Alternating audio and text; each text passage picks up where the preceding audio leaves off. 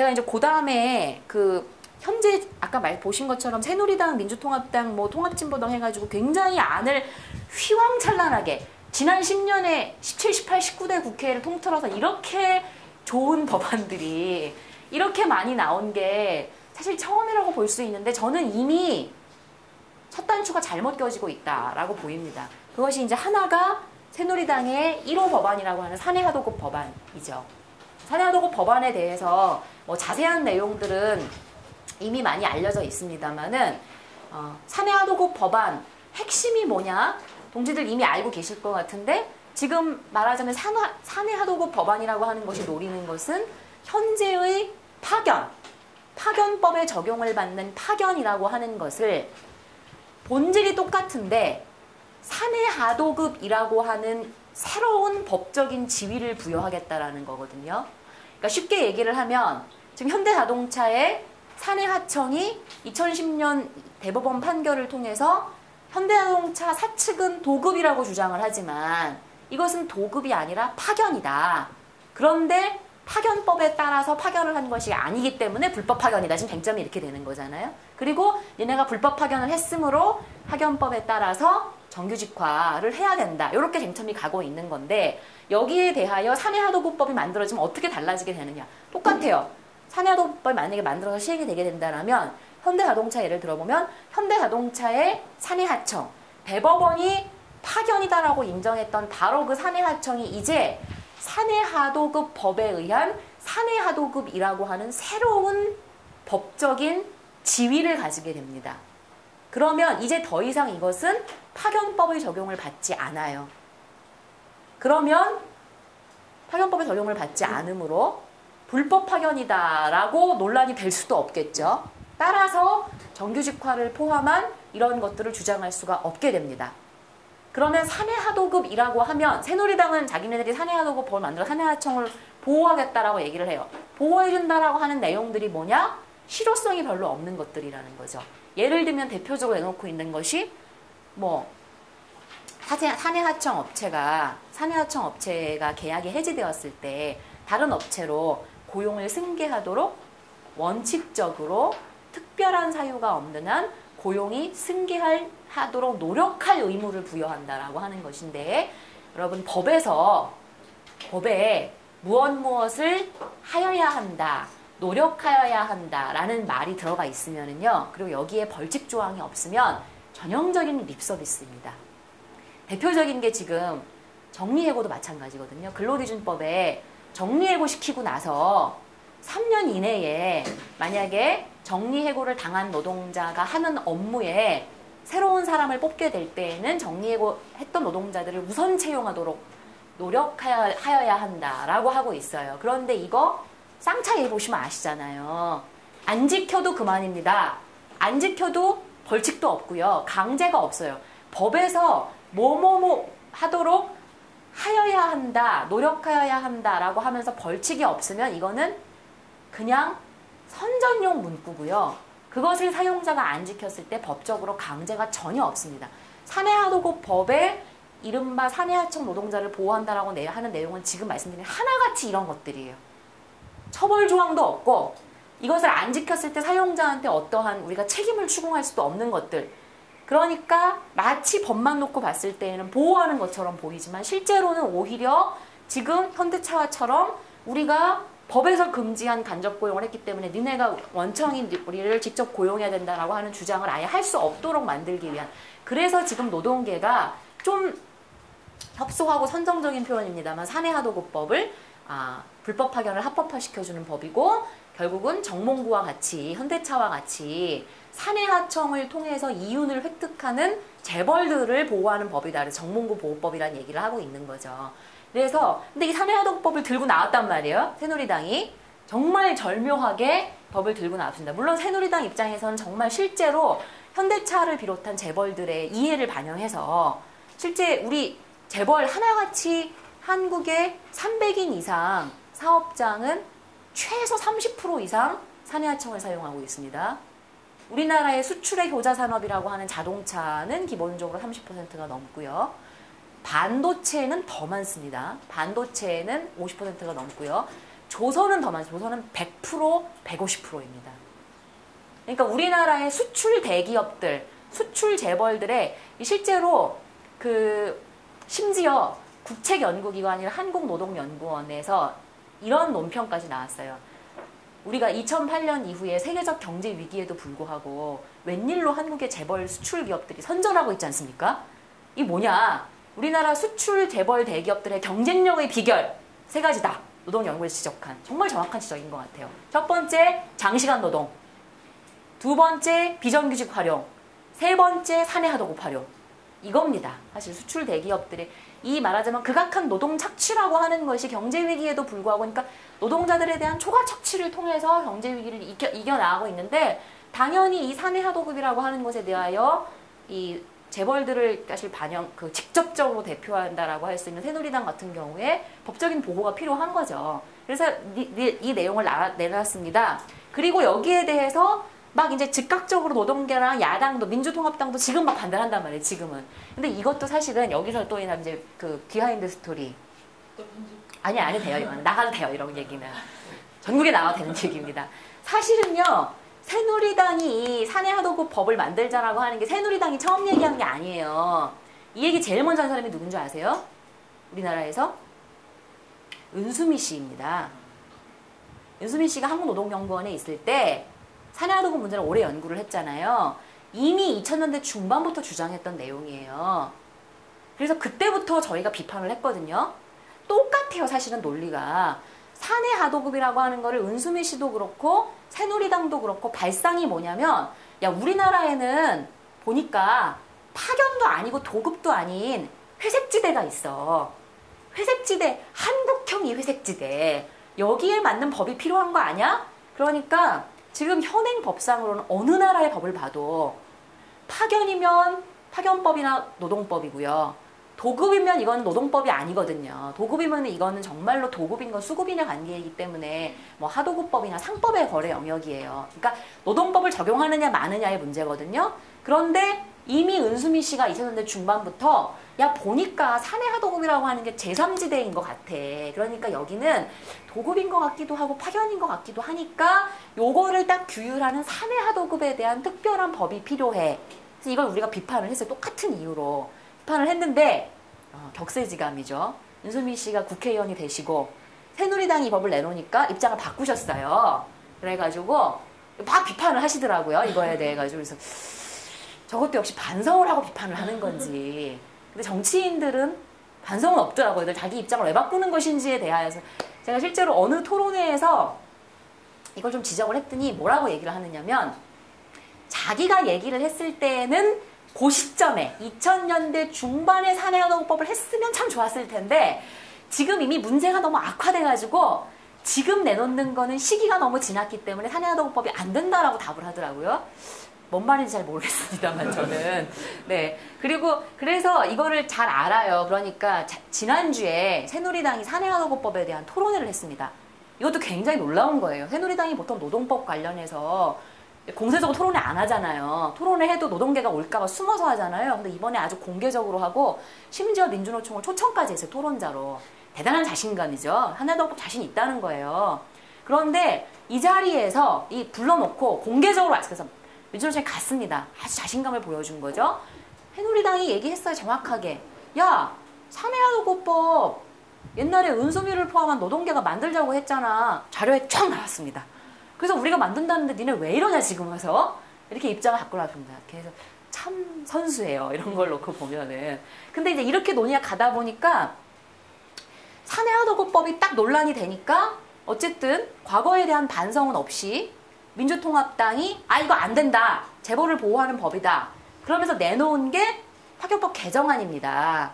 파견법 개정안을 몇 주 전에 발의를 했어요. 근데 내용이 있습니다만은 파견법 개정안 역시 민주당이 막 대단히 막 선전을 했습니다. 야, 우리가 이런 비정규직 보호에 대한 내용을 내놨는데 사실은 이거는 법안 내용을 잘 뜯어보면 저는 한마디로 뭐라고 평가를 하느냐면 실효성이 없는 개정안이다라고 평가를 합니다. 왜냐하면 파견법 자기들이 민주당이 내놓은 핵심이 뭐냐면 자기들이 왜 그렇게 이 법이 중요하다고 생각하냐면 지금은 파견이냐 도급이냐를 구분하는 기준이 지침이에요. 지침. 노동부와 검찰이 만든 지침이거든요. 지침에 따라 그리고 시행령에 따라서 하도록 되어 있어요.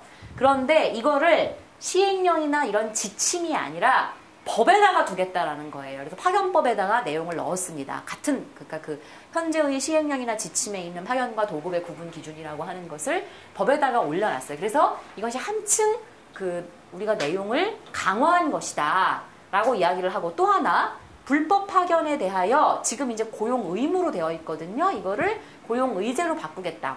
다른 내용도 있습니다만 이제 이런 것들이 주요 내용이에요. 근데 저는 이 두 가지 다 실효성이 없다. 왜냐? 첫 번째, 지금 문제는 뭐냐? 아까 98년에 파견법이 만들어지고 나서요. 2006년 역시 노무현 정부 시절에 아까 기간제법을 제정하면서 동시에 파견법을 개약했습니다. 파견법 개약의 핵심이 뭐냐면 이미 파견으로 쓸 수 있는 업무를 엄청나게 늘려놨어요. 98년 파견법을 만들었을 때에는 전문적인 지식, 기술, 경험이 필요한 업무다 라고 해가지고 그 통계청 분류를 했을 때 32개 업무였거든요. 그런데 이것을 2006년에 파견법을 개약하는 과정에서 197개 업무로 늘려놨습니다. 사실은 현재 파견법이 너무나 파견 업무를 늘려놨기 때문에 사실은 모든 업무에 웬만하면 합법적으로 파견을 활용할 수 있습니다. 지금 현재 파견이 절대 안 되라고 하는 업무가 몇 개 없어요. 현행파견법에 예를 들면 건설 현장, 그 다음에 예를 들어 병원에서 의료인이 하는 업무, 의료인, 간호사가 하는 업무, 뭐 이런 몇 가지의 금지 업무를 제외하고 흔히들 제조업에는 파견을 현재 제한되는 거 아니냐라고 생각하시는데 아니거든요. 예를 들면 현대차도요. 파견으로 쓰려고 하면 쓸 수 있어요. 맘먹고 쓰면. 어떻게 쓰면 되냐면 현행 파견법에 따라 지금도 이미 쓰고 있습니다만은 6개월짜리 파견으로 쓰면 돼요. 현행법에 의해서 가능해요. 근데 이걸 현대차가 안 하는 이유가 뭐냐? 귀찮잖아요. 6개월마다 노동자를 교체해야 되거든요. 그러면은. 근데 사내하도급은 그럴 필요가 없다라고 생각을 한 거죠. 근데 노무 관리가 어려우니까 안 하는 것일 뿐 현재도 제조업에 합법적으로 파견을 사용할 수 있습니다. 말하자면 2006년 노무현 정권 시절 파견법 개약을 통해서 이미 모든 거의 업무에 제한 없이 파견을 사용하도록 했기 때문에 지금 와서 이 부분을 건드리지 않고 내놓은 파견법 개정안이라고 하는 것은 제가 그런 비유를 써놨는데 마치 형법에 범죄가 될 수 있는 목록을 줄여놓고 범죄에 대한 처벌을 강화하겠다라는 얘기가 똑같은 거다. 그쵸? 형법에서 죄가 되는 거를 대폭 줄여놓고 죄에 대해서 사형이라고 한들 질서가 사회 변호사는 게 아닌 거잖아요. 마치 지금 말하자면 민주당의 파견법 개정안이라고 하는 것은 이런 그것의 다름이 아니다. 그 다음에 뭐 이것도 역시 제가 진짜 이가 갈리는 것 중에 하나인데 민주통합당이 자신들이 현행 파견법의 불법 파견 고용 의무를, 그러니까 불법 파견 시 그 고용이 직접적으로 간주되는 것이 아니라 다만 사용자가 고용할 의무만 있다. 그래서 이거 의무를 이행하지 않아도 사실은 과태료 부과만 되는 것으로 되어 있거든요. 그래서 현대차가 복잡한 게 현대차 사내하청이 불법 파견으로 인정이 돼도 2007년 이전 입사자와 2007년 이후 입사자가 지위가 달라요. 뭐 이런 식으로 복잡하게 되는데 이 불법 파견의 고용 의제라고 하는 구파견법의 조항을 불법 파견의 고용 의무로 약화시킨 장본인이 누구냐? 노무현 정권이에요. 2006년에. 자기들이 법을 이렇게 바꿔놓고 역시 지금 단 한마디의 반성도 없다. 이거 이제 그러니까 자기들이 다 저질러 놓은 짓 때문에 솔직히 말하면 제가 이제 그런 얘기를 합니다. 아니 솔직히 말해서 MB가 미운 건 사실인데 이명박이 노동정책에서 새롭게 뭘 잘못한 게 뭐 있어? 사실은 김대중 노무현이 다 만들어 놓은 거를 이명박은 집행만 했을 뿐인데 노동계가 새삼스럽게 이명박을 미워한다. 저는 솔직히 아니 꼼꼼히 따져보면 그래요. 이건 다른 얘기인데 작년에 FTA 논란됐을 때 새누리당이 치고 나왔잖아요. 노무현이 맺은 FTA 이명박이 완수한다는데 니네 왜 이러냐. 노동계도 마찬가지, 노동법도 마찬가지거든요. 사실 지금 비정규직이건 노동법이건 간에 이거를 만든 장본인은 김대중 노무현 정권 10년이에요. 이 신자유주의 정권들이 다 해놓고 지금 이명박은 그 뒷수습하고 제가 봤을 때 이명박이 새롭게 자기의 창의성을 가지고 한 건 4대강 정도인 것 같아요. 나머지는 대부분 이전 정권이 시작을 한 거를 그렇잖아요, 지금. 아니 뭐 금산분리 완화 이런 것도 다 노무현님이 시작한 거 아닙니까? 그런데 새삼 영리병원도 마찬가지죠. 근데 사람들이 굳이 이명박을 미워하는 이유는 뭘까? 여러 가지 국민의 정서를 건드리는 짓을 했죠. 부자 감세 이런 걸 하니까 자꾸. 그러니까 이제 사람들이 미워할 짓을 해서 그런 거긴 하기는 한데 냉철히 보자. 그리고 요즘에 우리가 또 그런 얘기도 해요. 야, 김대중 노무현 그다음에 김대중 노무현 그다음에 이명박 정권을 비교해 보니 이명박 정권한테 우리가 인권상을 줘야 된다. 왜? 정권에서의 구속자 수가 제일 적다. 이명박 정권이. 실제 그래요. 노무현 정권이 최대 구속자예요. 노동자가. 우리가 지금 착시현상에 빠져 있다라는 거죠. 이명박이 너무 기초 질서를 막 물러나게 하니까 사람들이 모든 게 MB 때문이야라고 얘기하는데 솔직히 저는 김대중 이명박 정권과 그 세력 김대중 노무현 정권이 이 한국 사회에 노동시장 유연화를 비롯한 신자유주의 정책의 틀을 완성했다 이미. 근데 여기에 대해서 우리가 잊고 있는 거 아니냐 지금. 그리고 다시 그들에게 정권을 되돌려주자라고 얘기하고 있는 거 아닌가. 아무튼 근데 이제 논란이 이렇게 되고 있습니다. 그러니까 민주통합당은 이런 것에 대해서 아무런 반성, 사과 한마디가 없어요. 전 이것도 너무 열받는 건데 민주당이 여기에 대한 한마디의 사과도 없다는 거. 두 번째, 노동계와 운동세력이 이 부분에 대해서 집단 망각증에 걸렸다라는 거. 전 이게 두 가지가 너무 열받아서 요즘에 정말 나만 꼴통인가 봐. 난 왜 이렇게 꼴통일까? 나는 그 자리에 있었는데 점점 사람들이 다 오른쪽으로 가서 내가 꼴통이 되는 것 같은 이런 느낌을 받고 있는데 그렇습니다. 근데 이게 제가 이 말씀을 왜 이렇게 드리냐면 이미 지금 아까 제가 말씀드렸잖아요. 2004년부터 2006년까지 어떤 정국이 흘러갔는가. 이게 반복될 조짐이 보인다. 자, 새누리당이 사내하도급법을 들고 나오고 여기에 대해서 노동계가 뭐 저지해야 된다. 그다음에 야당들도 사내하도급법은 재벌을 보호하는 법이다. 맞아요. 맞는 얘기이기는 해요. 맞는 얘기이기는 한데 논란이 이렇게 되니까 이미 첫 단추가 사내하도급법 저지로 찍혔다는 거예요. 그런데 사내하도급법 어렵죠. 제가 지금 시간 관계상 짧게 설명드렸습니다만 솔직히 말해서 만약에요. 지역의 당원이나 아니면 노동자들이 사내하도급법이 뭐가 진짜 문제인데요? 라고 물어보면 자신 있게 답하실 수 있으세요. 뭐가 문제다라고? 불법 파견으로 정규직화라고 하는 것을 투쟁할 수 있는 현대차 같은 사람들이야. 현대차 노동자들은 쉽게 이해하지만 우리 구로공단 그 구로나 가산이나 이런 데에서 불법 파견이든 뭐든 간에 2년도 쓰지 않고 현재 그야말로 인력 소개 업체인지 파견 업체인지 알 수 없는 사람들 6개월, 3개월, 1년 단위로 수시로 일하고 있는 이런 데에 가서 야 이게 사내하도급법이라도 된다면 내지는 사내하도급법이 도대체 뭔지 설명하는 것도 굉장히 어렵잖아요. 국민들 생소한 개념이라는 거죠. 제가 이걸 사내하도급법 통과시킨다라고 하고 나서 기자들이 막 찾아와요. 기자들을 앉혀놓고 보통 2시간씩 설명을 하거든요. 근데 그래도 기사가 잘 안 나와요. 너무 어려운 거 논점을 잡기가. 기간제법하고 똑같은 일이 벌어지고 있다는 거예요, 지금. 사람들이 잘 이해도 안 되고 아니 그래도 그래 정규직화는 못 돼도 뭐 사내하도급법 되면은 복리후생도 해준다고 하고 차별도 좀 해도 된다고 하고 고용도 좀 승계시켜 준다고 하고 내용을 좀 만약에 안다면 근데 이게 뭐가 문제야? 지금 말하자면 아무것도 없는데 빵 프로에서 뭐 10% 20% 되면 좋은 거 아니야?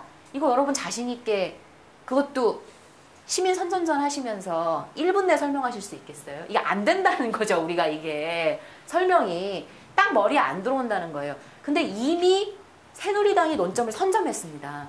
비정규직을 보호하겠다.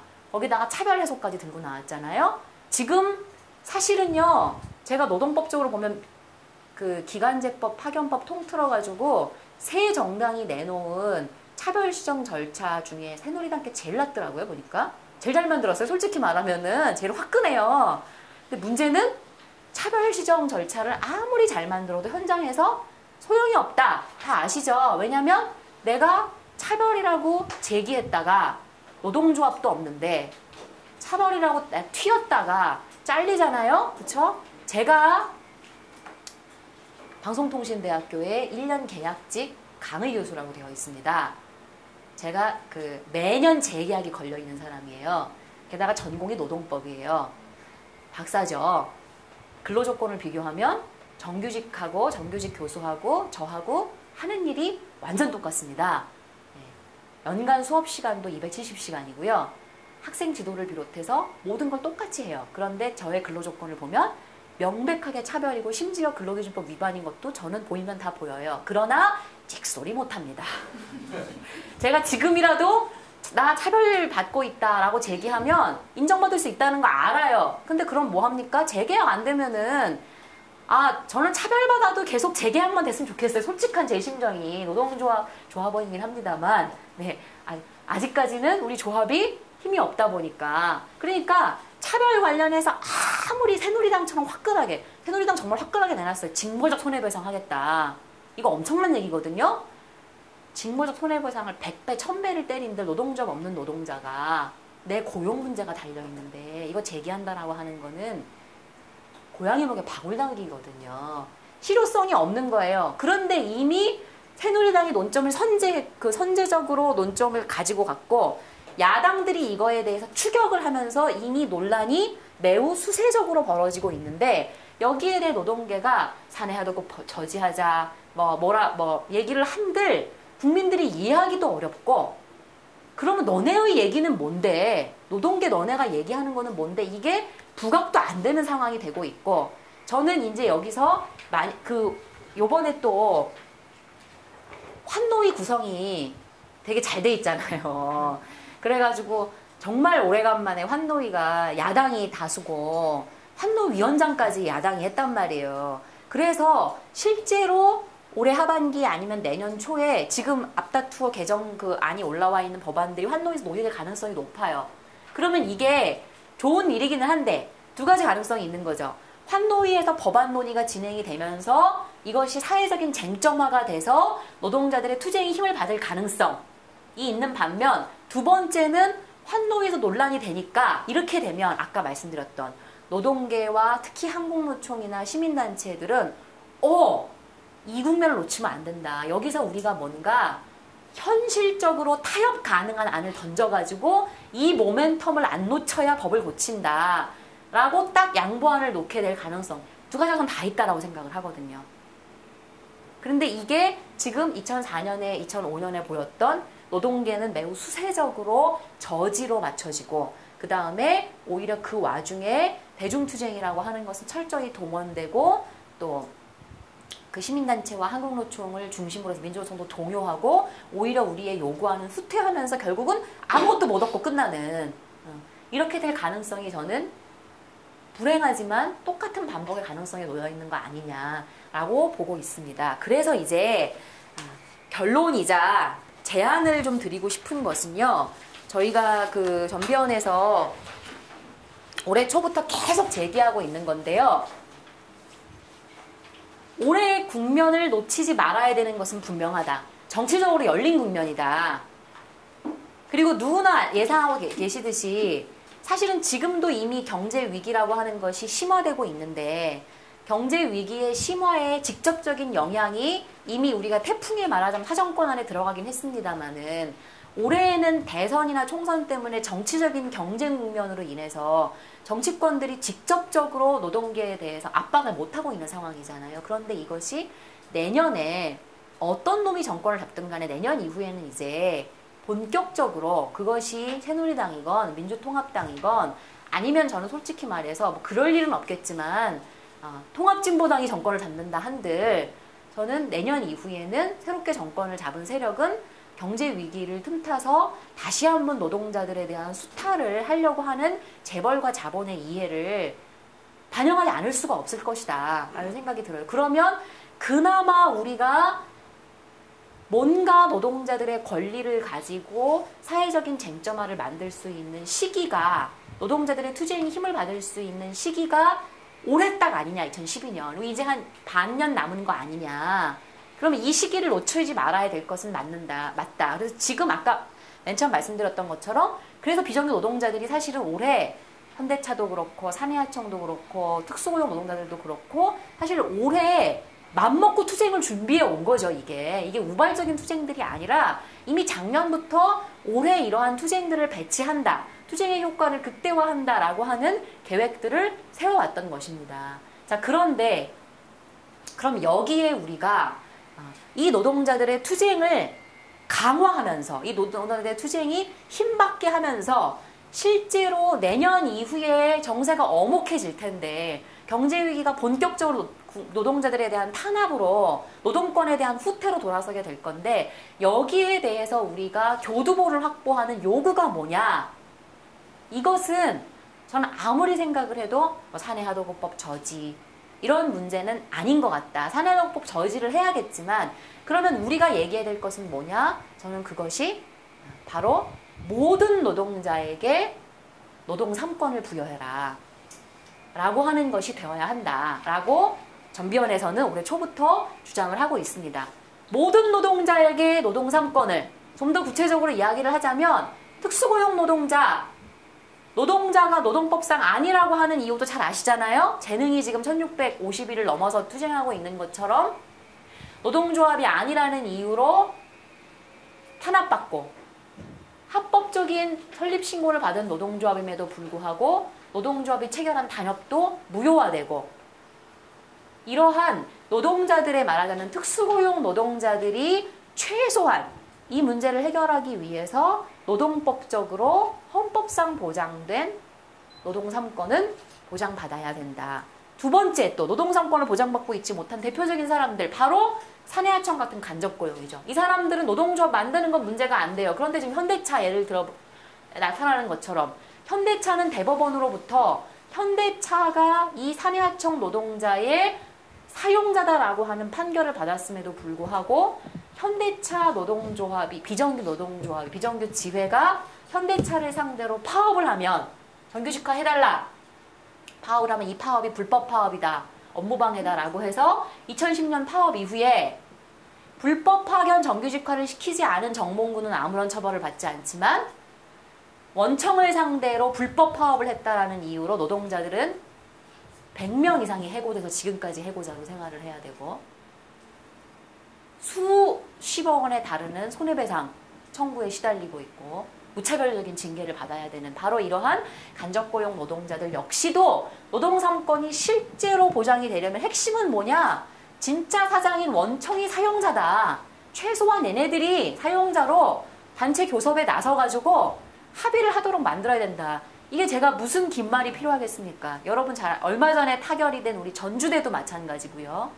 올해 초에 인천공항 세관도 마찬가지고 그다음에 지금 투쟁하고 있는 항공노총 산업장에 있는 베스킨라빈스의 사내하청 노동자들도 마찬가지이고 홍익대 분해도 마찬가지이고 서울에 있는 또는 전국에 있는 대학의 노동자도 마찬가지고 결국은 이러한 한일병원도 마찬가지고 간접고용, 파견, 용역, 사내하청 노동자들이 잘렸을 때 최저임금 못 받았을 때 휴게실을 설치하기 위해서건 산재가 발생을 하건 이 문제의 키는 원청이 쥐고 있잖아요. 그럼 원청이 나서야만 문제가 해결이 되잖아요.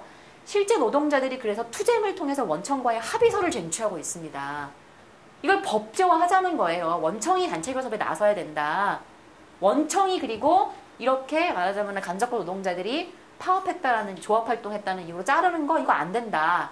이거를 강제하자라고 하는 것입니다. 그런데 바로 앞에서 말씀드렸던 모든 노동자에게 최소한 노동 3권을 보장해야 된다라고 하는 것이 바로 현재 노동조합법의 2조를 고치면 됩니다. 2조에 근로자는 누구냐라고 되어 있는 내용에다가 특수고용이 포함되도록 하고 사용자란 누구냐라고 되어 있는 내용이 원청이 포함되게 하면 되는 거예요. 그래서 이걸 다른 말로 하면 특수고용 노동 3권 보장, 원청 사용자 책임 인정. 더 쉬운 말로 하면 모든 노동자에게 노동조합을 진짜 사장이 책임져. 또 다른 말로 하면 모든 노동자에게 노동하는 자에게는 권리를 부여하고 사용하는 자에게는 책임을 이렇게 되는 거죠. 슬로건으로 정리하자면 이렇게 되는 것입니다. 그래서 저희가 전비원이나 민주노총에서 하반기에 핵심적인 요구로 내걸려고 하는 게 바로 이 노조법 2조. 노조법 2조 개정이고요. 근데 노조법 2조 하면 국민들이 잘 모를 수가 있잖아요. 노조법 2조가 뭔데? 이렇게 생각할 수 있으니까 이걸 다른 말로 하면은 모든 노동자에게 노동조합을 진짜 사장이 책임져 라고 저희가 의제화하려고 하는 것이죠. 근데 이런 얘기를 하면 또 재미를 위해서 한 달 전쯤인가요? 토론회 했을 때 우리 진보신당 사무총장님께서도 토론자로 나오셔가지고 의견을 피력하신 바가 있습니다만은 그래 맞는 얘긴데 이 노동 3권을 얘기하는 게 이게 너무 조직 노동자들에 국한된 얘기 아니냐 이런 지적들을 하시는 동지들이 있어요. 근데 저는 이걸 한번 생각해 보자는 거죠.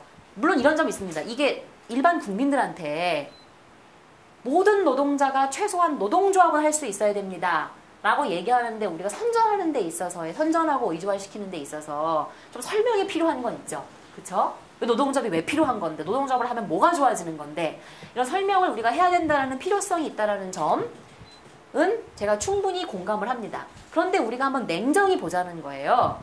과연 노동 3권을 보장하라라고 하는 것이 조직 노동자들만의 이해를 대변하는 것이냐. 하나 제가 예를 들어 보겠습니다. 건설 현장을 한번 예를 들어 볼게요. 우리나라 건설 현장 가장 오래된 원조 비정규직이잖아요. 대표적으로 여러분 알고 계시는 건설 일용 노동자들. 대한민국의 근로기준법이건 4대 보험이건 현재 법을 기준 놓고 봤을 때 건설 현장의 일용직이라고 해서 근로기준법 적용을 안 한다거나 4대 보험을 안 해준다거나 하는 법 규정은 없습니다. 그러나 실제 안 되고 있죠. 그것은 왜 그렇습니까? 노동자들이 건설 현장은 워낙 불법 다단계 하도급 구조로 되어 있어서 누가 도대체 이 법에 따라서 책임을 져야 되는 사용자인지, 예를 들어 법을 안 지키고 임금 체불했을 때 어느 놈이 책임져야 되는 건지, 노동자들이 해고당했을 때 누가 책임져야 되는 건지 다단계 하도급을 떠넘길 수 있단 말이에요. 밑에 아무런 권한이 없는 사람들한테. 그 다음에 노동법이 있으면 뭐합니까? 건설 현장은 우리나라 1945년 이후에 그리고 87년 이후에 건설 현장 역시 일일 8시간 노동이 기준 노동시간이지만 안 지켜지는 게 많았잖아요. 이건 법 때문이 아니거든요. 노동당 조직률이 낮기 때문인 것이죠. 그래서 저는 노동법이라고 하는 게 아무리 훌륭하게 있어도 다들 느끼실 건데 아까 제가 저의 예도 말씀을 드렸습니다만 노동자들이 조직되어 있지 않은 한 법이라고 하는 게 현장에서는 장식에 불과하지 않습니까?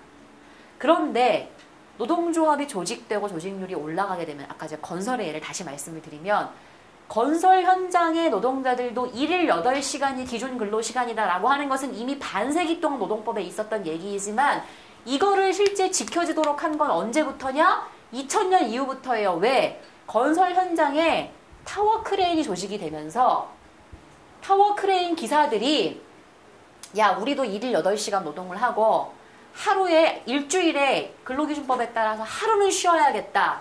근기법에 있는데 현장에서 안 지킨단 말이에요. 안 지키니까 타워 기사들이 조직이 돼가지고 파업을 하죠.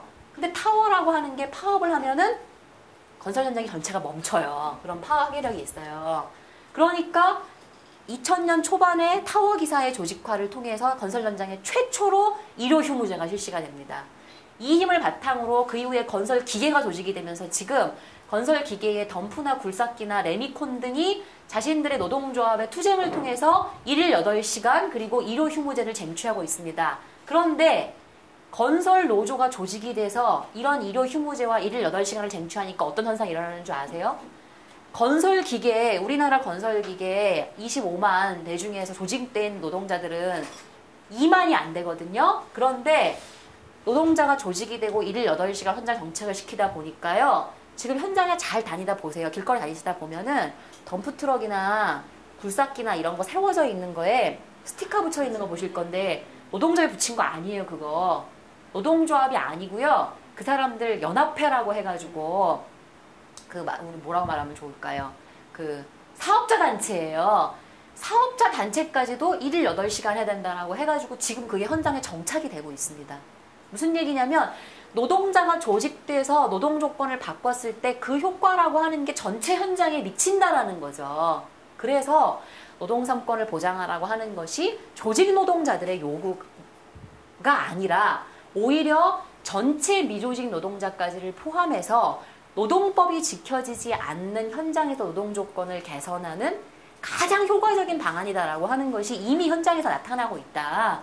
저는 이런 것들을 우리가 어떻게 설득하고 선전할 것인가 라는 것을 다양하게 선전하고 홍보하기 위한 방안들은 고민을 해야 되는데 오히려 우리가 이것을 가지고 중심적으로 의제로 삼아야 하는 거 아닌가. 사실 그래서 이거를 특히 이제 올해 화물과 건설이 파업을 하면서 파업에 올해 건설과 화물이 10년 만에 처음으로 시기를 맞춰 총파업을 한 거예요. 왜 그렇게 했냐면 시기 집중 총파업을 통해서 각자의 생존권적인 요구도 있지만 바로 건설, 화물, 특수고용 노동자에게 노동 3권을 보장하라 라고 하는 이 법 개정 요구를 의제화시키기 위해서 같이 시기 집중 파업을 했는데 이 파업의 힘으로 민주통합당이 새누리당은 반대고 여전히 민주통합당이 곧 노조법 개정안을 발의를 한다라고 합니다. 그 전에 사실은 그래도 우리가 쉽게 접근할 수 있는 게 말은 그렇지만 통합진보당이라 통합진보당이 민주노총 요구를 받아가지고 노조법 2조 개정안을 발의해라 라고 설득하는 데에도 한 달 걸렸어요. 통합진보당 내부의 문제로 인해가지고. 그리고 민주통합당은 건설 화물의 파업 투쟁을 통해가지고 이거를 강력하게 제기를 해서 지금 이제 발의를 하니 많이 이러고 있는 상황이거든요. 그런데 벌써 무슨 얘기가 들리느냐. 지금 뭐 환노위 구성이 야당이 많고 그 다음에 노조법 개정한다라고 나오잖아요. 벌써 지금 경총과 자본이 대대적인 압박과 로비에 들어갔습니다. 의원 사무실에 깔렸어요. 깔려가지고 노조법 개정안 발의하겠다라고 하는 의원을 어마어마하게 압박을 하고 있어서 솔직히 제가 엊그저께 한국노총이 아니라 민주통합당에서 노조법 개정안을 발의하겠다라고 하는 의원을 만나러 갔더니 이거는 나가면 안 될지도 모르겠네. 의원이 뭐라고 얘기를 하느냐면은 솔직히 말해서 근로기준법, 비정규직 차별시정, 국민한테 인기받고 박수 받을 수 있는 것들 이런 것들은 서로 하려고 한다. 새누리당도 하려고 하고. 근데 노조법 이런 거는 서로 안 하려고 한다. 인기도 없고 그래서 서로 안 하려고 하고 게다가 이거는 자본한테 직접적으로 반대에 부딪히는 이게 얘기해 주는 게 뭐냐. 이것이 의미하는 거는 저는 진짜 우리가 현재 싸우고 쟁취해야 되는 진검승부를 해야 되는 데가 뭐냐를 보여준다라는 거예요. 지금 자본에게 사내하도급법이 아픈 지점이 아니라는 거예요. 사내하도급법 하면 우리 너무 힘들다라고 얘기하는 건 엄살이고 립서비스고요. 지금 자본이 진정으로 아파하고 자신들이 노동자들을 수탈하는 데 있어서 가장 문제가 된다라고 하는 것은 사내하도급법이 아니고 노동조합법을 개정하는 것이라는 거죠. 그래서 이미 지금 어마어마하게 깔려서 움직이고 있습니다. 이런 상황에서 이제 마지막 정리해서 말씀을 드리는 건데요. 우리 남아있는 이 하반기만이라도 우리가 뒤늦었지만 노동계가 의제를 선점을 아니면 노동계가 의제를 형성한다라고 하는 이런 전술적 사고를 가지고서 놓고 봤을 때에 비정규직 관련해서 모든 것을 나열한다고 되는 것이 아니다. 그런 의미에서 지금 민주노총이나 저희 전비원에서 하반기 핵심 요구로 띄우려고 하고 있는 게 딱 정리해고 금지 노조법 2조 개정이거든요. 이 부분에 대해서 우리 진보신당 동지들도 함께 좀 토론도 하고 하반기에 이런 내용을 가지고 대대적인 1천만 선언운동 이런 것들도 벌여 나가려고 하고 있는데요. 같이 좀 진행을 했으면 좋겠습니다. 제가 너무 길게 했죠? 이상으로. 네, 일단 제 말씀 마치도록 하겠습니다.